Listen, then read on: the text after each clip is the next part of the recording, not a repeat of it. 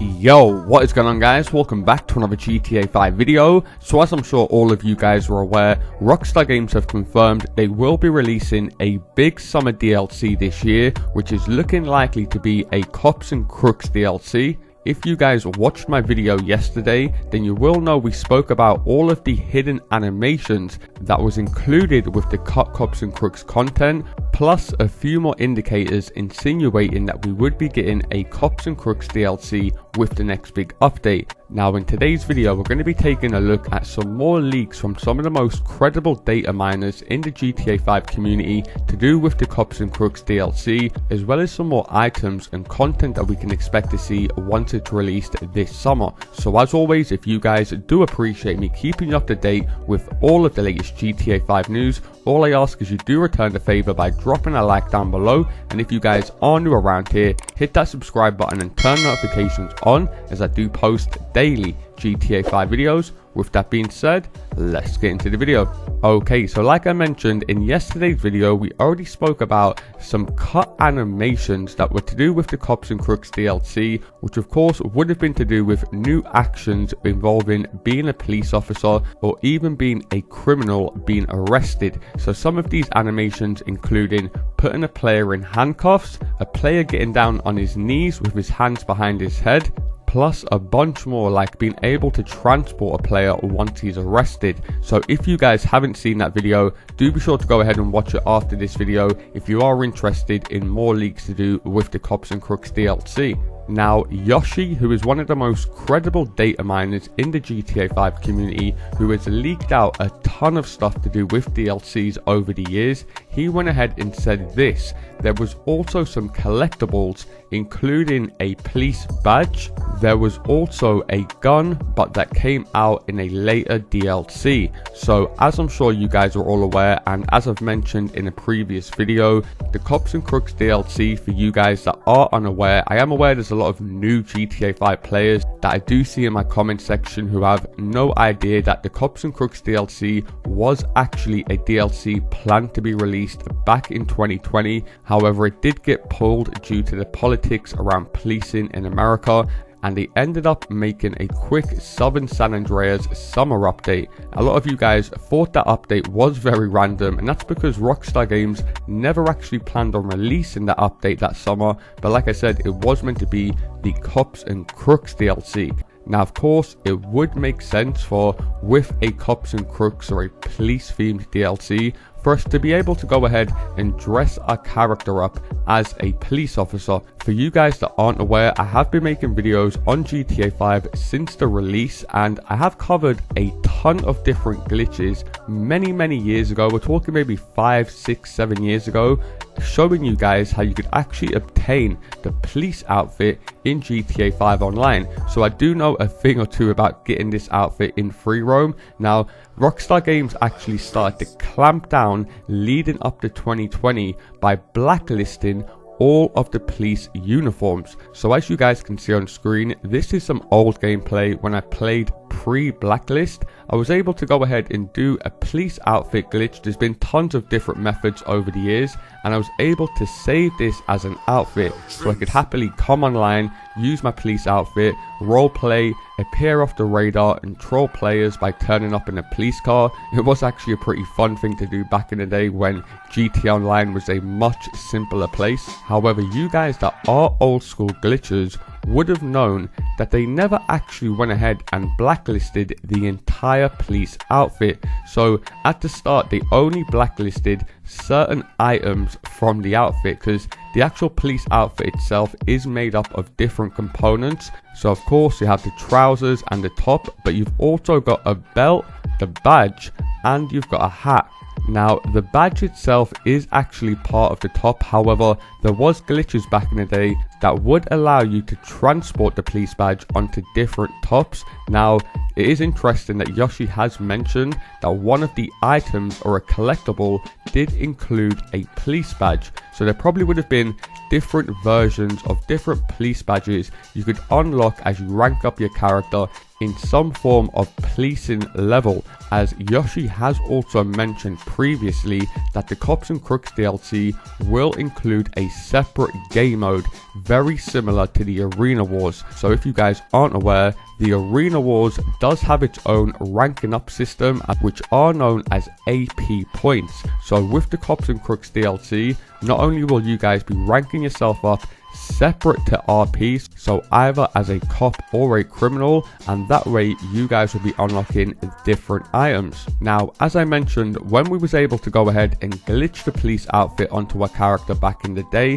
we was able to bypass the blacklist by taking certain parts of the police outfit and then merging them onto another outfit. So as soon as Rockstar Games came out with the blacklist for the police outfit, so a lot of you old school GTA glitchers will remember when they came out with a patch blacklisting the police outfit, there was different ways to go ahead and get the top or go ahead and get the hat, and that wasn't blacklisted. You could still go ahead and wear that freely. However, patch after patch and year after year, Rockstar Games just went ahead and fully blacklisted the police outfit, kind of insinuating that they plan on releasing it in a future DLC.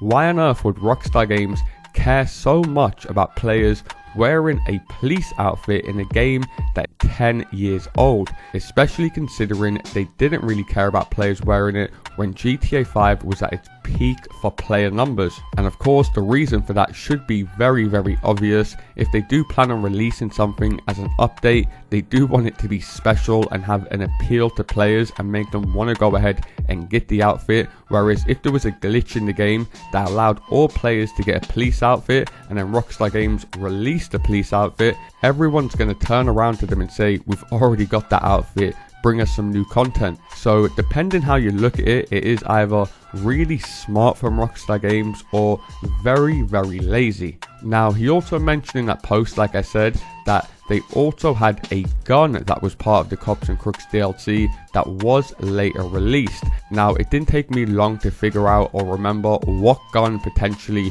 could have been included with a police DLC that was released recently. And once again, this is another item that I showed you guys how to glitch years ago in the game. So as you guys can see on screen, 7 years ago, 157,000 views, I showed you guys how to go ahead and acquire the stun gun in GTA 5 Online, and I do believe I was one of the first people to go ahead and post that because a good friend of mine used to make modded jobs and he was the one that actually worked out how to go ahead and glitch it. That's why it's important that you guys are subscribed to this channel when GTA 6 does drop, as you will be guaranteed to be getting all of the exclusive stuff first. So like I said, 7 years ago I went ahead and showed you guys how to get this stun gun, which has been in the game for as long as I can remember, definitely over 7 years ago, and it was only recently released with the contract DLC 2 years ago. So of course this was after 2020 when it was meant to be in the Cops and Crooks, but then like I said was later released as Rockstar Games had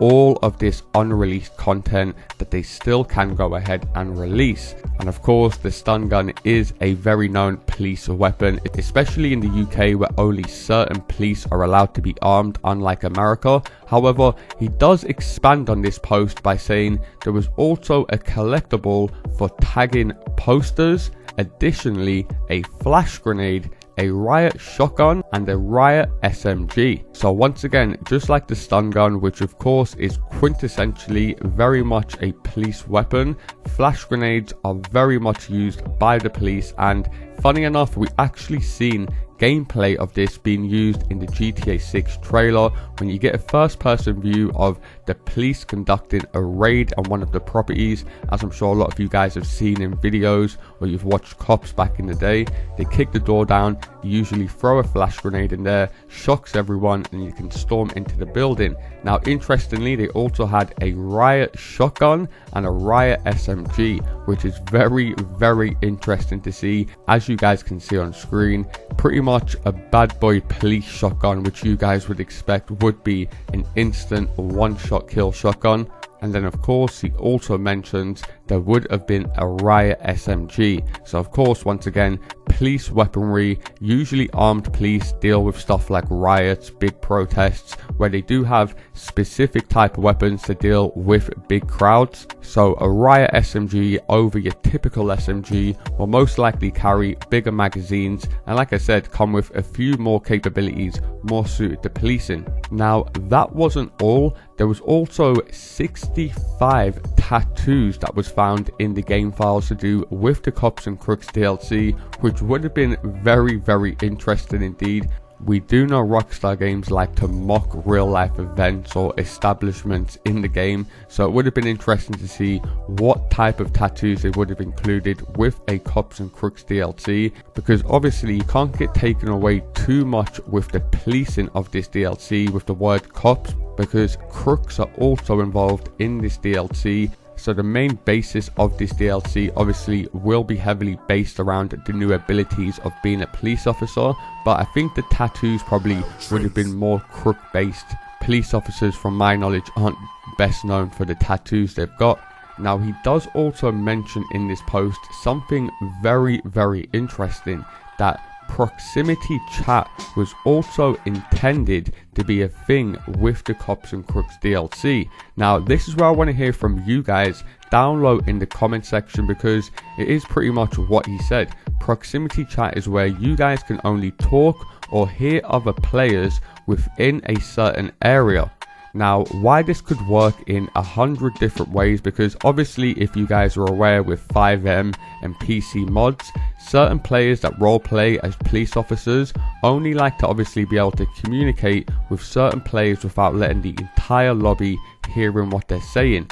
So if this was to be a completely new type of free mode session where you was either a cop or a crook, you could only probably detect the criminals by hearing them through the proximity chat. But like I said, there is tons of different ways they could make proximity chat work with a police DLC, and leave a comment down below. Let me know how you think Rockstar Games intended this to be a thing with the Cops and Crooks DLC.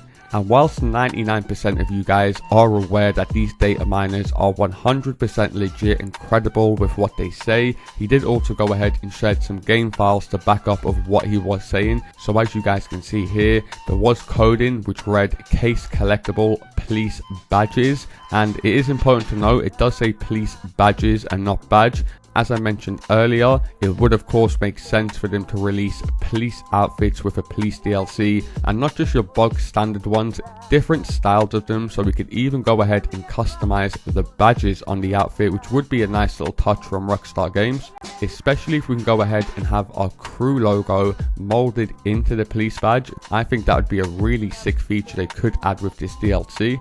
He also shows another bit of code in here which read case collectible tagging, which does read if not has player collected spray can for poster tagging. So like I said, there would have been two roles that could be played with this DLC, either a cop or a crook. So one of the tasks of being a police officer probably would have been one of the low level crimes of a 1-star thing, where you would have had to go ahead and track down players who were spraying posters or doing graffiti. However, he does go on to show some more game files here, showing a bunch of different police weapons that were found in the game files. As I mentioned, we've got the stun gun, which was actually a special police version of the stun gun, the riot SMG, the BZ gas M2, so obviously some sort of gas where you can gas players out, the riot shotgun, a flash grenade, the police rifle, and another stun grenade. So GTA really would have felt like Call of Duty all of a sudden, from going to having no flashbangs whatsoever in the game before to going ahead and having either a flash or a stun grenade. It should be very, very interesting to see what these are like once Rockstar Games go ahead and release them. However, he then goes ahead and shows some more game files here, which does read CNC proximity chat range. That is actually code for Cops and Crooks. So this was an ability that Rockstar Games, like I say, do have planned for the Cops and Crooks DLC, and I am very, very interested to hear from you guys on this one. How do you think Rockstar Games are going to use this proximity chat with the new police DLC? I will be making more videos very, very soon talking about all of the upcoming police vehicles, plus some more information on potential new heists that we should be seeing in the game very soon. So make sure you guys do have notifications turned on so you don't miss any of those videos. And if you do appreciate me keeping you up to date with all of the latest leaks and news, all I ask is you do return the favor by dropping a like down below. Thanks a lot for watching, guys, and I'll see you in my next video.